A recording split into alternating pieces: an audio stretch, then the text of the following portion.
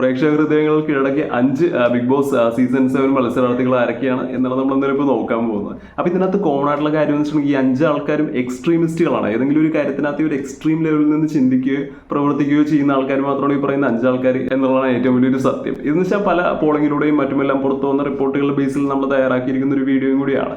അപ്പോൾ ഒന്നാമത്തെ ആളെന്ന് പറഞ്ഞാൽ അനീഷാണ്. നമുക്കറിയാം ഈ സീസൺ 7-നകത്ത് ആദ്യത്തെ ഒരു 2 ആഴ്ച മുന്നോട്ട് കൊണ്ടുപോയത് തന്നെ ഈ പറയുന്ന അനീഷാണ്. അതായത് മറ്റു മത്സരാർത്ഥികളൊക്കെ അവിടെ പരിചയപ്പെട്ട് ഒരു പല ഗ്യാങ്ങുകളായിട്ടും മറ്റുമെല്ലാം ആ ഒരു ബേസ് ഫോമായി വരുന്ന സമയത്ത് ഈ പറയുന്ന അനീഷ് അവിടെ ഒരു ഒറ്റക്ക് നിന്നിട്ടാണ് ഈ പറയുന്ന ഇവരെല്ലാവരും ഇറിറ്റേറ്റ് ചെയ്ത് മാക്സിമം സ്ക്രീൻ സ്പേസും കാര്യങ്ങളും എല്ലാം പിടിച്ചെടുത്ത് കണ്ടന്റ് എല്ലാം ഉണ്ടായിക്കൊണ്ടിരുന്നത്. ഇവിടുന്ന് ലാലേട്ടൻ നടക്കുന്ന തന്നെ വന്ന് പറഞ്ഞുള്ള ഒരു കാര്യം തന്നെ, അതായത് എപ്പോഴും അനീഷിനെ മാത്രമല്ല കാണുന്നത്, അല്ലെങ്കിൽ ഈ പ്രശ്നങ്ങളൊക്കെ അനീഷിനെ ചുറ്റിപ്പറ്റി മാത്രമല്ല നടക്കുന്നത്. അവിടെ ബാക്കിയുള്ള ആൾക്കാരൊക്കെ അവിടെ എന്താണ് അങ്ങനെ ഒരു ഇതിനകത്ത് അങ്ങനെ ആക്റ്റീവ് ആയി തുടങ്ങിയിട്ടില്ല എന്നുള്ള ഇതിൽ ലാലേട്ടൻ വരെ തുടക്കത്തിൽ 2-3 തവണ പറഞ്ഞിട്ടുള്ളൊരു കാര്യം തന്നെയാണ്. സോ അത്രയധികം കണ്ടന്റ് ഉണ്ടാക്കാൻ കപ്പാസിറ്റി ഉള്ള, അല്ലെങ്കിൽ എങ്ങനെയാണ് കണ്ടന്റ് ഉണ്ടാക്കേണ്ടത് എന്നതിനെ കുറിച്ചെല്ലാം നല്ല രീതിയിൽ ഈ പറയുന്ന ഒരു ബിഗ് ബോസ് ഷോ എന്താണെന്നുള്ളൊരു ധാരണയുള്ള ഒരു മത്സരാർത്ഥി തന്നെയാണ് ഈ പറയുന്ന അനീഷ് എന്ന് പറയുന്നത്. അതേസമയം സെലിബ്രിറ്റി സ്റ്റാറ്റസിൽ പോലും വന്ന് കയറിയിട്ട് എന്താണ് ഗെയിം എന്ന് പോലും അറിയാതെ, അല്ലെങ്കിൽ എങ്ങനെയാണ് കണ്ടന്റ് ഉണ്ടാക്കേണ്ടത്, അല്ലെങ്കിൽ സ്ക്രീൻ സ്പേസ് നല്ല രീതിയിൽ പിടിച്ചെടുക്കേണ്ടത് എന്ന് പോലും അറിയാത്ത രീതിയിൽ വന്ന് കളിക്കുന്നത്, ഇപ്പോഴും നിലനിൽക്കുന്നതോ അല്ലെങ്കിൽ എലിമിനേറ്റ് ചെയ്യപ്പോയ ആൾക്കാർ ഒരു ഉറപ്പായിട്ടും ഉണ്ടല്ലേ. അപ്പോൾ ആ രീതിയിലൊക്കെ നിൽക്കുമ്പോഴത്തേക്കും നല്ല രീതിയിൽ കളിക്കുന്ന ഒരാൾ വരുമ്പോഴത്തേക്കും അദ്ദേഹത്തിന് ഒരു ഫാൻ ബേസ് പോലുള്ള സാധ്യത ഉറപ്പായിട്ടും ഉണ്ട്.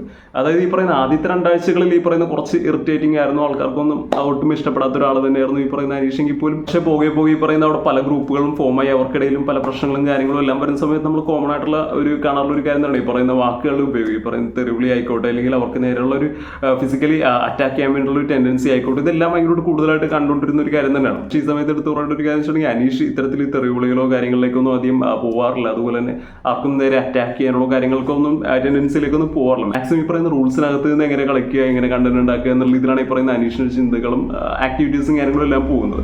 അതുകൊണ്ട് തന്നെ ഈ പറയുന്ന കാണുന്ന ഓഡിയൻസിനാണെന്നുണ്ടെങ്കിൽ കുറച്ചധികം ഇഷ്ടം ഈ പറയുന്ന അനീഷിനോട് തോന്നി എന്നുള്ള ഒരു സത്യം തന്നെയാണ്. പിന്നെ രണ്ടാമത്തെ ആളെന്ന് പറഞ്ഞാൽ അനുമോളാണ്. നമുക്കറിയാം ക്യൂട്ട്നെസ് ഓവർലോഡഡ് ആണ്. അതായത് ഈ പറയുന്ന ഇത്തരത്തിലുള്ള ക്യൂട്ട്നെസ്സും അല്ലെങ്കിൽ ഇത്തരത്തിലുള്ള കാര്യങ്ങളും എല്ലാം ഇഷ്ടപ്പെടുന്നവരെ സംബന്ധിച്ചിടത്തോളം അനുമോൾ അതിൻ്റെ ഒരു ബെസ്റ്റാണ്. ബിഗ് ബോസ് സീസൺ 7 മലയാളത്തിനകത്ത് ഏറ്റവും അധികം പീക്ക് ലെവലിൽ നിന്ന് ക്യൂട്ട്നെസ് കാണിക്കുകയും അല്ലെങ്കിൽ ഈ പറയുന്ന ചൈൽഡിഷ് ആയിട്ടുള്ള കാര്യങ്ങളും എല്ലാം കാണിക്കുന്ന, അല്ലെങ്കിൽ ഒരു പാവയ്ക്ക് വേണ്ടി ഒരേ കിടന്ന് കരയുന്ന അത്തരത്തിലുള്ള ഒരാൾ ഇപ്പം എന്നുള്ള വേറെ ആരും ഇല്ല. സോ അത്തരത്തിലുള്ള കാഴ്ചപ്പാടുള്ള, അല്ലെങ്കിൽ അത്തരത്തിലുള്ള ഇഷ്ടപ്പെടുന്നവരെ സംബന്ധിച്ചിടത്തോളം അവർക്ക് ഇഷ്ടപ്പെടാൻ പറ്റുന്ന ഏറ്റവും ഒരു ബെസ്റ്റ് ഒരാൾ എന്ന് പറഞ്ഞിട്ടുണ്ടെങ്കിൽ അവിടെയുള്ള മത്സരാർത്ഥികളിനകത്ത് പറയുന്ന അനുമോളാണ്. സോ ആ രീതിയിലൊക്കെയാണെങ്കിലും അനുമോൾ ഒരു 2ാം സ്ഥാനത്തേക്ക് എന്തായാലും വന്നിട്ടുണ്ട്. അതുപോലെ നല്ല രീതിയിൽ കണ്ടന്റ് ഉണ്ടാക്കാനും എല്ലാം അറിയാവുന്ന ഒരാൾ തന്നെയാണ് ഈ പറയുന്ന അനുമോൾ. 3ാമത്തെ ആളെന്ന് പറഞ്ഞാൽ വൈൽഡ് കാർഡ് എൻട്രിയിലൂടെ കയറിയ വേദലക്ഷ്മിയാണ്. പലരും ചിലപ്പോൾ എക്സ്പെക്ട് പോലും ചെയ്തിട്ടുണ്ടാവില്ല ഈ ഒരു പേര് ഈ ഒരു കൂട്ടത്തിനകത്ത്. കാര്യം നമുക്കറിയാം ഈ പറയുന്ന LGBT കമ്മ്യൂണിറ്റിക്ക് എതിരുള്ള ഒരു സ്റ്റാൻഡുകളും കാര്യങ്ങളും എല്ലാം കുറച്ച് കൂടുതൽ തന്നെയാണ്. അതായത് ഒരു മാനുഷിക പരിഗണന പോലും കൊടുക്കാത്ത രീതിയിലുള്ള സംസാരങ്ങളും കാര്യങ്ങളും എല്ലാം ഈ പറയുന്ന ലക്ഷ്മിയുടെ സൈഡിൽ നിന്ന് വരുന്നുണ്ട്.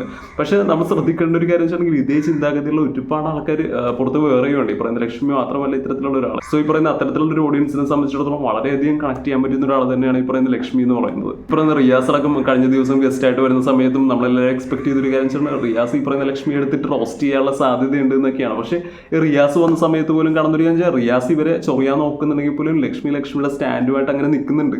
അതായത് ഒട്ടും താഴ്ന്നു കൊടുക്കുകയോ അല്ലെങ്കിൽ അവർക്ക് മുന്നിൽ ഈ പറയുന്ന റിയാസിന് മുന്നിൽ അക്ഷരം കിട്ടാതെ അല്ലെങ്കിൽ വാക്കുകൾ കിട്ടാത്ത രീതിയിലേക്കോ കാര്യങ്ങളിലേക്കോ ഒന്നും ലക്ഷ്മി പോകുന്നില്ല. ലക്ഷ്മിയുടെ സ്റ്റാൻഡ് കറക്റ്റായിട്ട് ക്ലിയർ കട്ടായിട്ട് പറയുന്നുണ്ട്.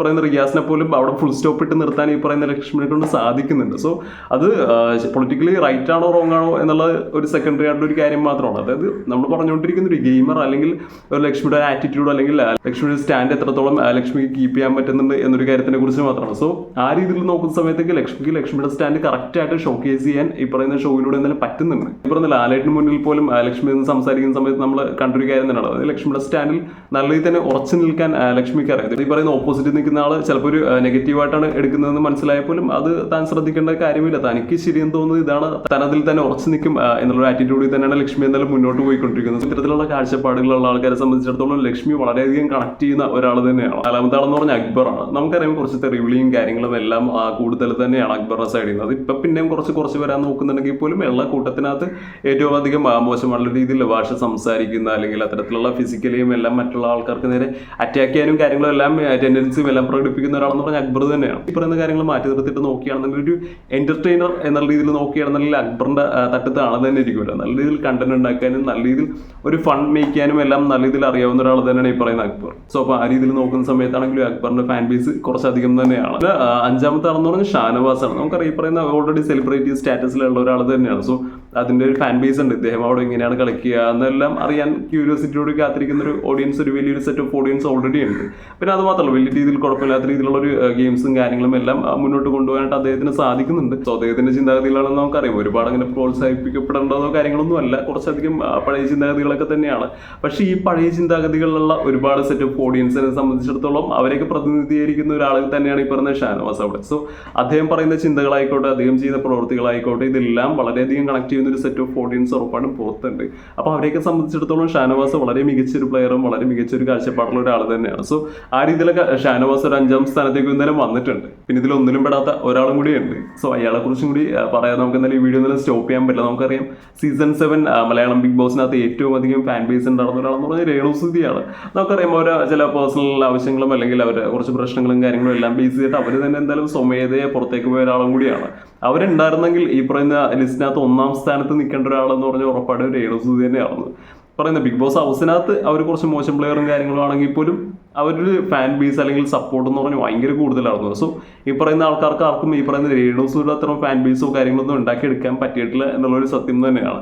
സോ അപ്പോൾ നിങ്ങൾക്ക് എന്താണ് തോന്നുന്നത്? നിങ്ങൾക്കിപ്പോൾ നിലവിലുള്ള മത്സരാർത്ഥികളിനകത്ത് വെച്ച് ഏറ്റവും മികച്ചത് അല്ലെങ്കിൽ ഏറ്റവും അധികം മുന്നോട്ട് വരാൻ സാധ്യതയുള്ള അല്ലെങ്കിൽ കപ്പടിക്കാൻ സാധ്യതയുള്ളത് തോന്നുന്ന മത്സരാർത്ഥി ആരാണ്? ഇത് ജസ്റ്റ് ഒന്ന് കമന്റ് ചെയ്യുക.